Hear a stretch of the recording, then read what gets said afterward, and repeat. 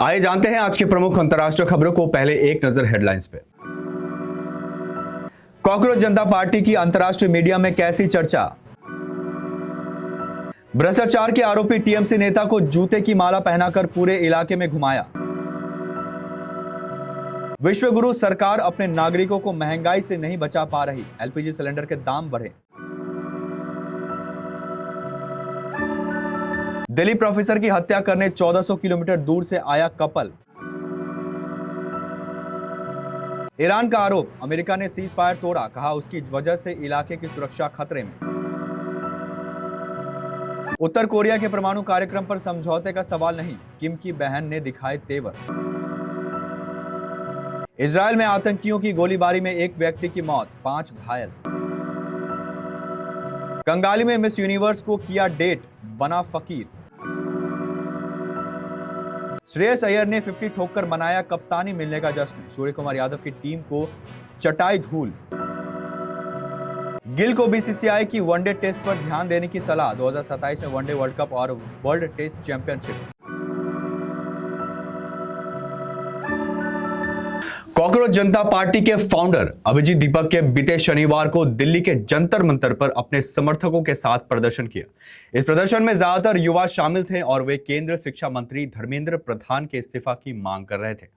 युवा पीढ़ी के इस प्रदर्शन को दुनिया के अन्य देशों की मीडिया ने कवर किया है और इसे जेन जी का प्रदर्शन बताया। इस प्रदर्शन में जाने माने पर्यावरणविद सोनम वांगचुक भी शामिल हुए, जिन्होंने बताया कि मोर्चे में 6 महीने जेल में रहने के बाद रिहा किया गया था। उन पर एनएसए के तहत मामला दर्ज किया गया था। 100 दिन की रोजगार योजना, मनरेगा के धन के गबन और भ्रष्टाचार के आरोपों में पश्चिम बंगाल में एक तृणमूल नेता को ग्रामीणों के भारी आक्रोश का सामना करना पड़ा। गुस्साए ग्रामीणों ने न केवल उन्हें घेर लिया बल्कि कथित तौर पर उनकी कमर में रस्सी बांधकर, सिर मुंडवाकर और गले में जूते का माला पहनाकर पूरे इलाके में घुमाया। इस घटना से श्यामपुर क्षेत्र में भारी तनाव और सनसनी फैल गई। हंगामे का शिकार हुए उस तृणमूल नेता का नाम सन्यासी मानना बताया जा रहा है। बाद में सूचना मिलने पर श्यामपुर थाने की पुलिस मौके पर पहुंची और उन्हें भीड़ के कब्जे से छुड़ाया। स्थानीय सूत्रों के अनुसार तृणमूल नेता सन्यासी मानना पर 100 दिन के काम में बड़े पैमाने पर भ्रष्टाचार और आम लोगों के पैसे के गबन के आरोप लंबे समय से लग रहे थे। एलपीजी उपभोक्ताओं को एक बार फिर महंगाई का झटका लगा है। केंद्र सरकार ने 14.2 किलोग्राम वाले घरेलू एलपीजी सिलेंडर की कीमत में 29 रुपए की बढ़ोतरी कर दी है। इस बढ़ोतरी के बाद दिल्ली में सिलेंडर की कीमत 913 रुपए से बढ़कर 942 रुपए हो गई है। नई दरें रविवार से लागू हो गई है। यह पिछले 3 महीनों में दूसरी बार है जब घरेलू गैस सिलेंडर के दाम बढ़ाए गए हैं। कांग्रेस ने कीमतों में बढ़ोतरी को लेकर केंद्र सरकार पर तीखा हमला बोला है। पार्टी ने सोशल मीडिया प्लेटफॉर्म एक्स पर पोस्ट करके हुए प्रधानमंत्री नरेंद्र मोदी को महंगाई मैन मोदी बताया और आरोप लगाया कि सरकार आम जनता की जेब पर बोझ डाल रही है। कांग्रेस ने कहा कि मोदी सरकार की नीति साफ है, जनता से वसूली कर अपने करीबी उद्योगपतियों को फायदा पहुंचाना।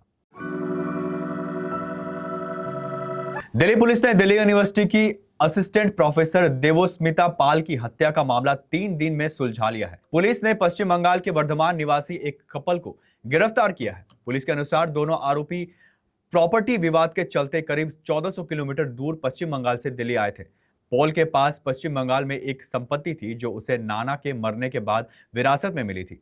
इस संपत्ति की कीमत करोड़ों रुपए है। आरोपी उस घर में किराएदार थे और संपत्ति पर इनकी नजर थी। हालांकि पॉल उन पर घर खाली करने का दबाव डाल रहा था। इसी वजह से कपल ने हत्या की साजिश रची ताकि उसकी संपत्ति पर कब्जा कर सके। शिवाजी कॉलेज में प्रोफेसर देवोस्मिता पाल का शव बुधवार को पूर्व दिल्ली के वसुंधरा एनक्लेव स्थित उनके फ्लैट में मिला था।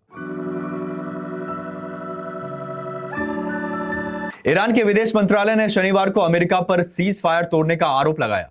ईरानी फॉरेन मिनिस्ट्री का कहना है कि अमेरिका तनाव कम करने की बजाय अपनी सैन्य कार्रवाई से पूरे क्षेत्र की सुरक्षा को खतरे में डाल रहा है।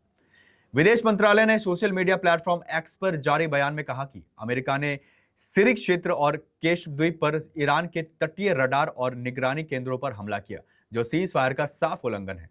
ईरान ने कहा कि इन हमलों के बाद जो भी हालात पैदा होंगे और उसके जो भी नतीजे होंगे, उनकी पूरी जिम्मेदारी अमेरिका की होगी। उत्तर कोरिया के नेता किम जोंग उन की बहन ने देश के परमाणु हथियार कार्यक्रम पर किसी समझौते की संभावना से इनकार कर दिया है। अमेरिकी राष्ट्रपति डोनाल्ड ट्रंप को सख्त मैसेज देते हुए उत्तर कोरिया की सीनियर अधिकारी किम यो ने कहा कि परमाणु शक्ति के रूप में हमारी स्थिति पर कोई बातचीत नहीं होगी। हम अमेरिका को बताना चाहते हैं कि उत्तर कोरिया किसी भी तरह की धमकी बर्दाश्त नहीं करेगा। उन्होंने साफ कहा है कि उत्तर कोरिया परमाणु कार्यक्रम और हथियार बेहतर करने के मुद्दे पर पीछे नहीं हटेंगे। किम यो जोंग को देश के संचार और विदेश नीति में अहम शख्सियत माना जाता है। रविवार को उनका बयान चीनी राष्ट्रपति शी जिनपिंग की उत्तर कोरिया यात्रा से ठीक पहले आया है। उत्तर कोरिया लंबे समय से परमाणु हथियारों और बैलिस्टिक मिसाइल कार्यक्रमों पर जोर दे रहा है। उत्तर कोरिया ने साल 2023 में संविधान में अपने परमाणु स्थिति को शामिल किया है। इजरायली एम्बुलेंस सर्विस ने बताया कि रविवार को मध्य इजरायल में कब्जे वाले वेस्ट बैंक के पास संदिग्ध आतंकी गोलीबारी में एक व्यक्ति की मौत हो गई और 5 लोग घायल हो गए। इजरायली पुलिस ने कहा कि हमले में शामिल संदिग्ध शूटर को मार गिराया गया, लेकिन इस बारे में और कोई जानकारी नहीं दी। पुलिस ने तुरंत संदिग्ध शूटर की पहचान नहीं बताई। इजरायल की एम्बुलेंस सर्विसेज ने बताया कि गोली लगने से 35 वर्षीय एक व्यक्ति की मौत हो गई, जबकि 5 अन्य घायल हो गए, जिनमें 2 लोगों की गंभीर चोटें आई है और गोलीबारी 3 अलग अलग इलाकों में हुई। सेंट्रल इजरायल, जो फिलिस्तीनी वेस्ट बैंक शहर किलकिलिया के पास है, फिलिस्तीन मिलिटेंट ग्रुप हमास ने गोलीबारी की तारीफ की, लेकिन हमले की जिम्मेदारी नहीं ली। प्रधानमंत्री बेंजामिन नेतन्याहू ने कहा कि उन्होंने सिक्योरिटी का असेसमेंट किया है और खतरनाक गोलीबारी हमले पर नजर रखे हुए हैं। फिल्म मेकर विक्रम भट्ट पिछले कुछ समय से विवादों से घिरे हुए हैं, लेकिन करियर के शुरुआती दिनों में वे अपने लव लाइफ के लिए भी जाने जाते थे। पत्नी अदिति से अलग होने के बाद विक्रम भट्ट एक्ट्रेस सुष्मिता सेन संग रिश्ते में थे। एक समय पर वो एक्ट्रेस अमीषा पटेल को भी डेट कर चुके हैं, मगर रिश्तों के मामलों में उन्हें हमेशा हार मिली। अब विक्रम भट्ट ने अपनी अधूरी प्रेम कहानी और लाइफ पर खुलकर बात की है। पत्नी से अलग होने के बाद विक्रम भट्ट का दिल सुष्मिता सेन पर आ गया था। विक्रम और सुष्मिता की लव स्टोरी साल 1996 में आई महेश भट्ट की साइकोलॉजिकल थ्रिलर फिल्म दस्तक के सेट से शुरू हुई थी। यह सुष्मिता की डेब्यू फिल्म थी और विक्रम इससे महेश भट्ट के साथ बतौर असिस्टेंट डायरेक्टर काम कर रहे थे। सेट पर दोनों की दोस्ती प्यार में बदल गई थी।